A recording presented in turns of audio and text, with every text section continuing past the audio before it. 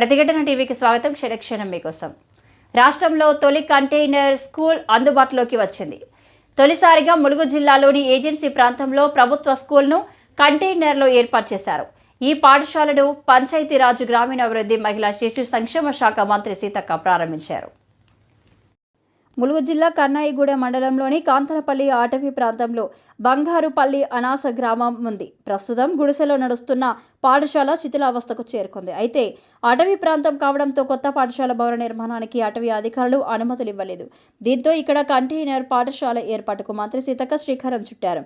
ములుగు నియోజకవర్గంలోని తాడ్వాయి మండలంలో కంటైనర్ ఆసుపత్రిని మంత్రి సీతక్క అందుబాటులోకి తేవడంతో స్థానిక ప్రజలకు వైద్య సేవలు అందుతున్నాయి. అదే కోవలో ఇప్పుడు కంటైనర్ పాఠశాలను ప్రారంభించారు. ఈ కంటైనర్ పాఠశాల 25 అడుగుల వెడల్పు, 25 అడుగుల పొడవు ఉంటుంది. ఇందులో 2 టీచర్లు పనిచేస్తుండగా వారితో పాటు విద్యార్థులు సౌకర్యవంతంగా కూర్చునే విధంగా కంటైనర్ పాఠశాలను అందుబాటులోకి తెచ్చారు.